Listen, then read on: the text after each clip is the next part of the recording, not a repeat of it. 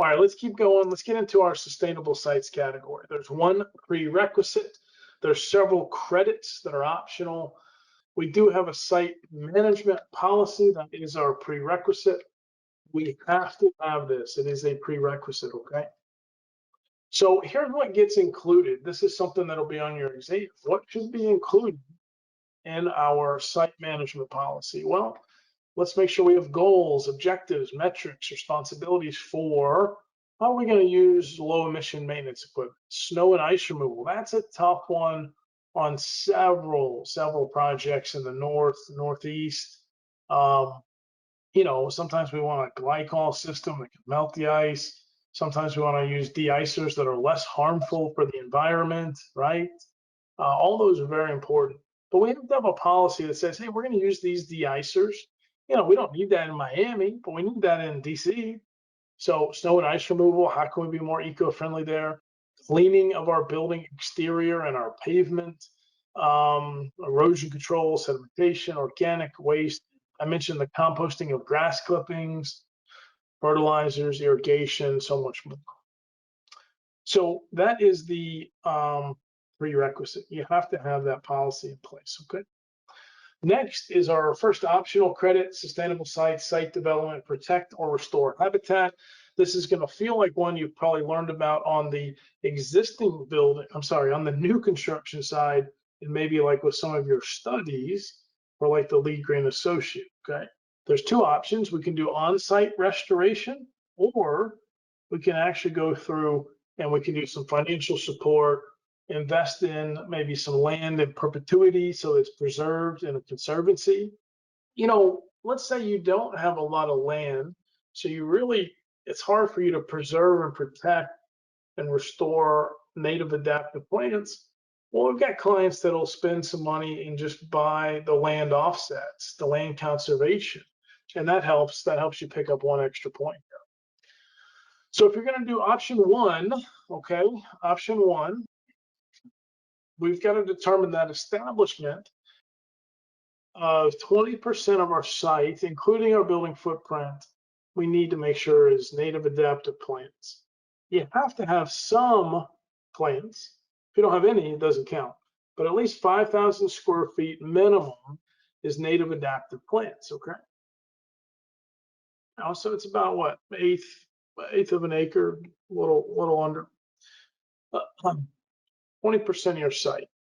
Or option can come in and make sure that you in fact just do the financial offset. You can do that at 5 cents a square foot. And LEED version 4 and LEED version 3, you could spend $1,000 to $2,000 and buy some acres, 1 to 2 acres, and offset it perpetuity there because you've got a land conservation. So offsite. Option 1, does enough of our site even have plants and trees and shrubs? If so, we restored, we protected at least 20% of the site. If we can't do that for some reason, we might want to consider the financial investment on the land trust. On a LEED AP O&M exam, you do need to know numbers, percentages. You've got some calculations, but not a ton. So here's the reality. This exam is going to be a little bit harder than your Green Associate, but some think not too much because LEED Green Associate's tricky because it's anything and everything green, right? We'd ask you questions over here, and where does it fit in, and why am I doing it? For some, that's hard. But the LEED Green Associate, once you pass it, now you're going to go to one of these AP exams. The O&M is not as difficult as the LEED AP BD plus C. That one is harder. Okay, let's keep moving. Sustainable sites SS credit for rainwater management. This is exciting. And now this is actually worth up to 3 points. Let's take a look at that on our scorecard here. So we're over here on the left side, 3 points possible for rainwater management. This is where you're going to want to get a civil engineer involved. You take a look at your existing property, your existing site, and you're going to want to actually have that civil engineer calculate and do what's called a hydrology study. Hey, are we going to make sure that we can capture, slow down some of the stormwater, rainwater that's going to hit our site? You know, it used to be kind of a major storm event is what we calculate based on here. They're saying it needs to be from the 95th percentile storm event. So in that kind of top 5% of the worst rainstorms, can our site handle that water? And if so, we're going to get extra points here on our project, okay? What are some things we could do though? We could have some low impact development, like some pervious or permeable pavement, which I don't think is that pavement. That looks pretty impervious. But look around the site here. We've got some drought tolerant plants. We've got some options for some vegetated swales, just the edge of our property, little dips, little gullies where the plants are that we can actually have the rainwater leave our site that way. Um, we can have cisterns in some markets that's allowed. We can have pervious or permeable pavement. I mentioned you can have open grid pavers, a lot of different things you can do, but you want to take a look at your EPA guidelines. You want your civil engineer to calculate the amount of rainwater that's going to hit our site and what are we going to do with that rainwater? 1, 2, or 3 points possible there. So they're going to do these calculations based on your site's overall, your location, your terrain, any of these features you're adding in. If you have, say, a detention pond or cistern, and you know what, we're going to capture rainwater there. You need to make sure, and I promise you, this will probably be on your exam, that you actually inspect those annually. You need to know that for your O&M exam. And if there's an issue, you correct it within 60 days. I think you'll see that question again. Okay, rainwater. If we have a pond or a cistern, we have to inspect it every year. But if there's an issue, we have 60 days to correct it, write it up, and show LEED as part of our next LEED submittal. And maybe not shown on this slide, but 95, then it can jump to like 98%. And that's how we can get even more points. So if our site can handle the worst of the worst storms and the amount of rainwater volume, we get additional credit. But let's shoot for that 95th percentile. Usually kind of a, one of those worst case storm events. All right, next, let's take a look at our heat island reduction. Some of you might remember this from your Green Associate studies in a little more detail. As this infrared picture of City of Atlanta shows, this is a little dated because at the bottom left, I don't know if you can see it, but that's where the Georgia Dome was before it was imploded a couple years ago. It had a white roof, and right next to it, just to the south of it, literally right next to it, is the LEED Platinum Mercedes-Benz Stadium, where the Atlanta Falcons and the Atlanta United soccer team play. So the rest of Atlanta, it's a city I love. Like most cities, the concrete, asphalt, and the blue areas or the green areas are like, landscaping and grass, or white or gray roofs and concrete. So most of the time we've got this heat bubble, this heat island effect. And we really want to make sure we realize that, that can affect weather patterns. It can put more of a burden on our buildings, especially like here in the South. That's where we're going to have even more cooling months than heating months. So it could run up our energy cost for air conditioning. What can we do project to project to make sure we're reducing our heat island effect? Of course, that's in our control on a new construction project, but you might be asking yourself, well, what about my existing building? Am I really going to change that? Well, the whole point is, look, with your non-roof and your hardscaped areas, as these projects come up, use LEED O&M as a set of best practices and kind of a litmus test. Yeah, we need to have open grid pavers and lighter colored paving, and we need to have trees that can shade the hardscapes. Those are best practices. We can get 1 point for them. Or 1 point for our roof system if it's a white roof or a green vegetated roof. Let's say you have a black roof. Okay, well, when it's time to re-roof, make sure you install a white roof. Next thing you know, you're going to save energy and you'll get 1 extra LEED point right here. You can do a combination of the two, option 3, or if most of your parking, if 75% of your parking is undercover, you actually can get that 4th point. So there's 2 points total. for sustainable sites, heat island reduction on existing buildings.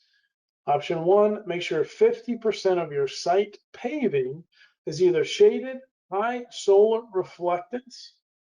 So that means it's got to be pretty much like white or very light gray concrete paving, or open grid pavers. That's one point. Or you can do your white or vegetated roof, 75 or 50% of your roof surface. Now you might get a fine print question, hey, what about solar panels on the roof? What about HVAC equipment on the roof? You know what, that doesn't count against you. Just your roof material, your roof area.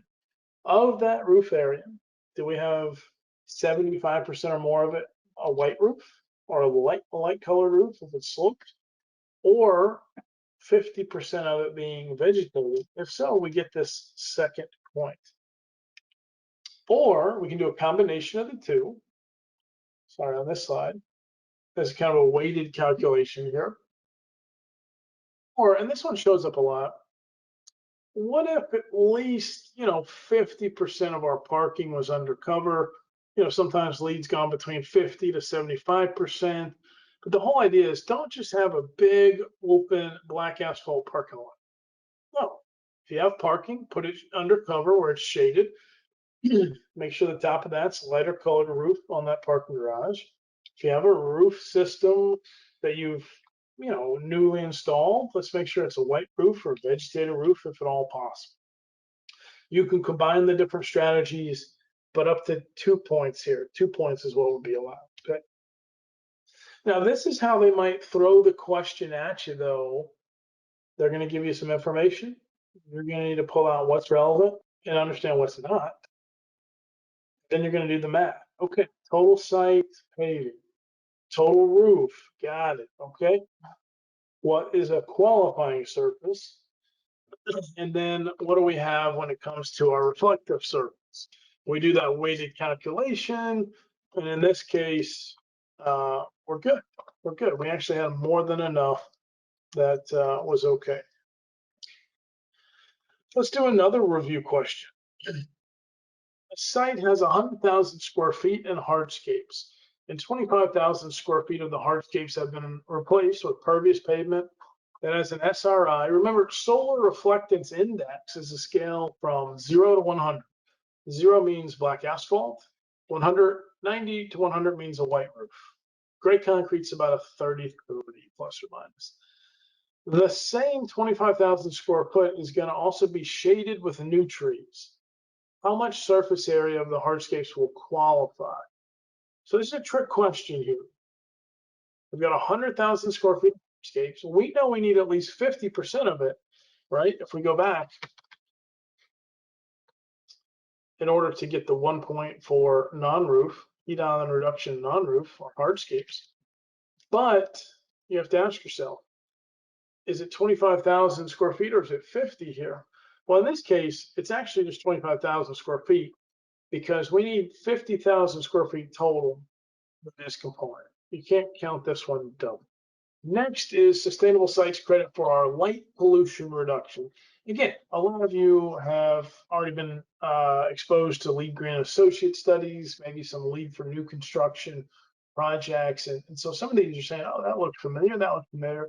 So there are a few here that are very similar to new construction, like this one, sustainable sites, light pollution reduction.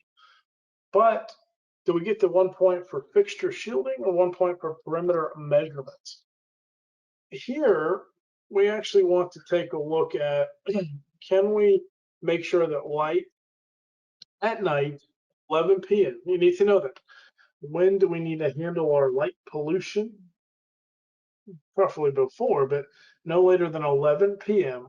We don't want to bleed light out of our building, up to the night sky, or onto a neighbor's property. Okay, so take a look at this requirement. Shield all fixtures where sum of mean lamp lumens exceeds 2,500. So you are allowed to uplight just a little bit if it's like some signage, emergency signage, like a flagpole, but most of the time it's, hey, that trophy tower you want to light up? Nope, that's not allowed. Not if you want this 1 point and you want to make sure you're saving energy, okay? You want to actually use cutoff or shoebox fixture, shine light down onto a usable surface. Because if we go back and look at this NASA clear night sky image, East Coast United States here, we're wasting some light. We're wasting some energy. This is just uplighting, and it's not going onto a usable surface. It actually can affect nocturnal animals and aviation. It's just wasted light. So, hey, project to project, kind of like the heat island effect, what can we do with our light pollution? How do we reduce our light pollution? Well, option one, we can shield our fixtures, or we can do some measurements to prove, see, we're not bleeding light over onto our neighbor's property or out of our building at night. Again, we want to make sure down lighting, not up lighting. You want to make sure your perimeter offices, in fact, have motion sensors, turning off lights. That's part of this too. It's not just don't uplight, but it's don't bleed light out of our building at night. And then onto the neighbor's property, measure that. Take a look at this slide. You would take 8 measurements, 100 feet apart, around the perimeter of your site. You might need to take more measurements, but this is where literally our team will go around with a light meter, measure the foot candles.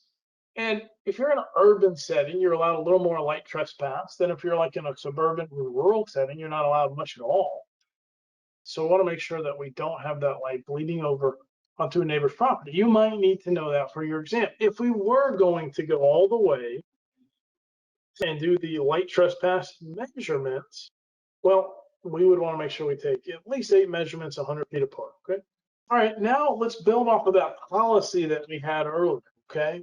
We had our site management policy, but now when we actually act on it to a certain threshold, we get an extra point on our LEED for existing building projects. Remember, you've got 100 questions on your multiple choice exam. You're studying for LEED version 4, and this is what we call our certification path. We've got the scorecard we're working off of. Here, 1 extra point if we build on that policy and take a look at these thresholds that you need to know for your exam. We want to make sure we limit our turf areas, right? Make sure no more than 25% is turf. We want to break that up. We want to have different plants and trees and shrubs and mulches. Make sure it's not just all grassy areas and monoculture. That's option 1. Or we can, and again, we're building on that policy, assuming we're already doing some things around the policy. Option 2, use only manual or electric powered equipment, or option 3, reduce emissions from site management equipment. I mentioned some low smoke oil, and we've got battery powered leaf blowers. Make sure it's also low decibel, not just energy efficient, no or low emission. There's a lot of creative things we can do here as we maintain our site. Option 1, 2, or 3. And this is where it gets more specific. Previous versions of LEED, okay? Previous versions of LEED would, in fact, you could get 1 point over here for this landscaping, 1 point over here for this pest control. Some of this around the site has now been combined right here, what you see on the screen, and just worth 1 point. No calcium chloride or sodium chloride for de-ice. Okay. If anyone here is in the colder climates of the United States, you're probably like, well, that's kind of what we use. Look, there are alternative de-icers that are less harmful, that run off, getting into our water systems. So go out of your way, find the better de-icers. I know we've got at least one international customer with us from Saudi Arabia. It's amazing. And that's where this might change, right? You might not have to worry about de-icing, but you're probably gonna have to worry about some of these other things on how you maintain your site. What are we doing with our window washing? What are we doing with our overall pressure washing, cleaning of the site and the sidewalks? So this starts to show up here in our policies, okay? Now we have to have at least 25% of our site to limit the turf areas. Let's make sure 25% or less total turf if we're trying to get this extra point. Option 1. Option 2, we mentioned all manual or electric on some of our equipment. We've got obviously some electric, some battery operated equipment like this weed eater.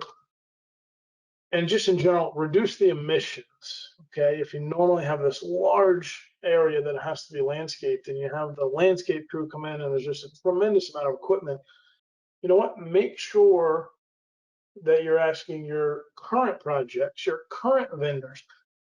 Well, we might not be doing lead EB. Well, what, Mr. and Mrs. Vendor, are you doing that could be compliant? Have you been able to reduce your emissions with some of your equipment? Are you using more battery operated equipment? All right, last one here, sustainable sites credit, site improvement plan. Existing buildings, this is optional. I want to just stress that. There's only one thing you have to do within sites. The rest here have been optional, 1 or 2 pointers. But if your project wants to go for gold, you know what? You've got to start pulling these 1 or 2 pointers together. You would have to have a 5-year site improvement plan that addresses the following: hydrology, vegetation, soils, and you can break each one of those down a little further. So you get the civil engineer involved. Now, the catch is at least 5% of your site does need to be vegetated, and you have to do a 5-year plan every 5 years. As sites may get modified. There is a bonus here if you are a school facility, an existing building, school facility, and joint use of facilities. The idea here is, instead of, say, the Boy Scout troop needing to build their own building, could they actually use a building that maybe is unoccupied in the evening, and they work out an agreement with, say, a school? There's rules around it. And next thing you know, if you can allow that access, but there's a structure, a contract, so you don't have to build another building, that's pretty eco-friendly, right?